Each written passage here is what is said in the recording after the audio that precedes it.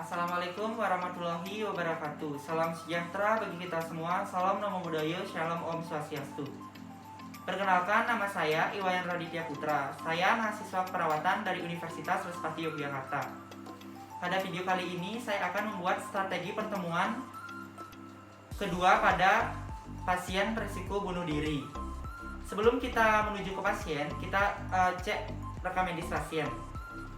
Yang pertama, nama pasien Lutia Putri, alamat Yogyakarta, tempat tanggal lahir 24 Januari 2002.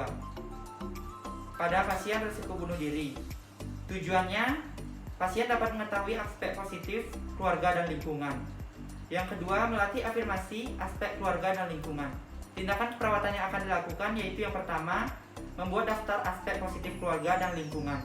Kemudian yang kedua, melatih afirmasi atau berpikir aspek positif keluarga dan lingkungan. Setelah ini baru kita langsung menuju ke pasien. Selamat pagi Mbak Luti, perkenalkan nama saya Iwayan Raditya Putra.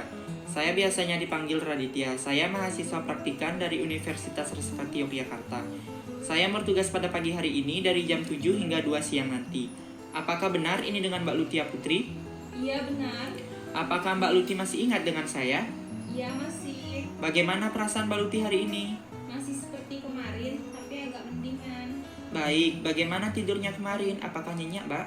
Lumayan. Apa hari ini ada keinginan bunuh diri lagi, Mbak? Oh, seperti itu ya, Mbak. Masih ingat apa yang harus Mbak lakukan jika ada keinginan bunuh diri? Saya bisa memikirkan atau mengingat hal-hal positif apa saja yang ada dalam diri saya. Dan bisa mengulangi kata-kata penyemangat. Jangan menyerah, kamu sudah terlanjur kesakitan. Aku kuat, aku bisa menghadapinya. Wah, bagus sekali, Mbak. Sekarang saya mau tanya, apakah benar Mbak Luti mau menyakiti diri sendiri? Apakah rasa ingin menyakiti diri sendiri itu masih ada, Mbak? Apakah ada perasaan marah dalam diri Mbak Luti? Iya. Mbak Luti, apakah sekarang masih merasakan diri Mbak Luti tidak berharga? Iya. Apakah saat itu Mbak mendengarkan suara bisikan untuk mengakhiri hidupnya, Mbak? Tidak, Mas. Apakah Mbak Luti merasa bahwa diri Mbak Luti itu bukan yang sebenarnya? Tidak, Mas. Saya masih mengenali diri saya sendiri. Baik Mbak Luti, hari ini sudah makan belum? Apakah sudah mandi juga? Sudah semua, Mas. Wah, bagus sekali ya Mbak Luti, sudah makan dan mandi. Apakah Mbak Luti mengikuti TAK pagi tadi? Iya, ikut, Mas. Wah, bagus sekali Mbak Luti. Mbak, kemarin kan kita sudah berbincang-bincang mengenai benda-benda berbahaya, apa saja aspek positif dalam diri Mbak, lalu melatih kata penyemangatnya juga. Bagaimana kalau hari ini kita berbincang-bincang tentang aspek positif yang ada di keluarga dan lingkungan Mbak Luti? Tujuannya untuk mengendalikan rasa ingin bunuh diri Mbak, lalu setelah itu melatih kata penyemangat aspek keluarga dan lingkungan. Apakah Mbak Luti bersedia? Kira-kira mau berapa lama kita berbincang-bincang? Bagaimana kalau sekitar 15 menitan? Boleh. Di mana kita akan berbincang-bincang? Bagaimana kalau di sini saja, Mbak? Boleh, Mas. Baik, Mbak. Sekarang coba ceritakan kepada saya. Menurut Mbak Luti, ada nggak aspek positif dari keluarga Mbak Luti? Hah? Aspek positif dari keluarga saya? Mana ada, Mas? Mereka cuma bisa bertengkar dan bertengkar. Mereka nggak sayang sama saya, Mas. Mereka tidak memperdulikan perasaan saya. Oke, kalau Mbak Luti berpikir tidak ada yang menyayangi Mbak Luti, sebenarnya pasti ada loh, Mbak. Mbak Luti punya saudara nggak? Ada, saya punya kakak laki-laki. Coba menurut Mbak Luti, apa saja yang sudah dilakukan kakak Mbak Luti untuk membahagiakan Mbak? Biasanya kalau saya lagi sedih, kakak saya suka beliin saya es krim, Mas.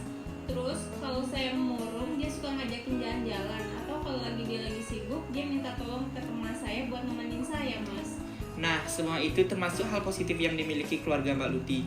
Jadi, walaupun orang tua Mbak Luti sering bertengkar, tapi masih ada kakak yang peduli sama Mbak. Lalu, Mbak Luti juga punya teman kan? Iya, punya, Mas. Nah, menurut Mbak Luti, bagaimana mereka memperlakukan Mbak Luti?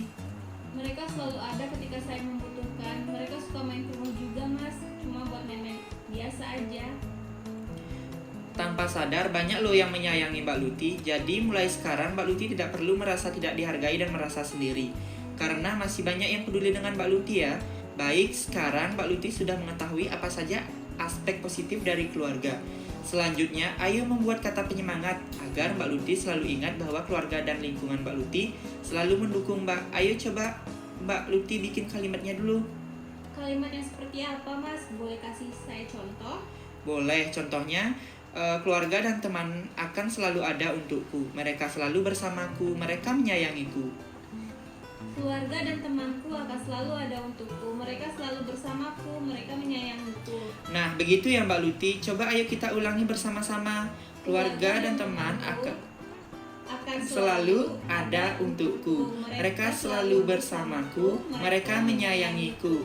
Nah, bagus sekali Mbak Luti. Sekarang bagaimana kalau kita masukkan apa yang kita pelajari hari ini ke jadwal latihan Mbak Luti? Boleh, Mas. Baik, sekarang bagaimana perasaan Mbak Luti setelah kita berbincang-bincang tentang aspek positif keluarga dan lingkungan, serta berdiskusi tentang kata penyemangat untuk aspek keluarga dan lingkungan? Saya merasa lebih baik, Mas. Namun, masih ada perasaan gundah dalam diri saya. Baik, masih ada perasaan gundah ya. Coba Mbak Luti ulangi lagi kata penyemangat untuk aspek keluarga dan lingkungan. Keluarga dan temanku akan selalu ada untukku. Mereka selalu bersamaku, mereka menyayangiku. Wah, bagus sekali ya Mbak. Terima kasih atas kerjasamanya. Jangan lupa ya Mbak Luti untuk mempraktekkan bagaimana berpikir positif tentang aspek keluarga dan lingkungan. Apabila ada keinginan untuk mengakhiri hidup itu muncul kembali, silakan Mbak Luti ingat kembali hal-hal positif yang Mbak Luti miliki atau keluarga dan lingkungan miliki.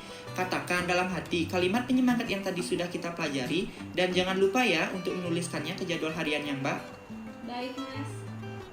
Mbak Luti, bagaimana kalau besok kita akan bertemu lagi untuk mendiskusikan tentang apa harapan dan masa depan Mbak Luti? Lalu, bagaimana cara mencapainya? Apakah Mbak Luti bersedia? Iya, Mas. Maunya jam berapa Mbak Luti? Bagaimana kalau jam 9 saja? Boleh. Berapa lama kita akan berbincang-bincang? Bagaimana kalau 15 menitan Mbak Luti? Boleh, Mas. Baik, di mana kita akan berbincang-bincang? Bagaimana kalau di taman saja Mbak Luti? Iya, boleh.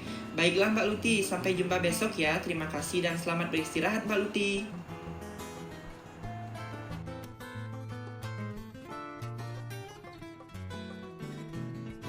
Baiklah teman-teman, sekian video yang dapat saya buat. Jika ada kata-kata yang kurang atau dalam pembuatan video yang kurang, mohon dimaafkan. Sekian yang dapat saya sampaikan, saya ucapkan terima kasih.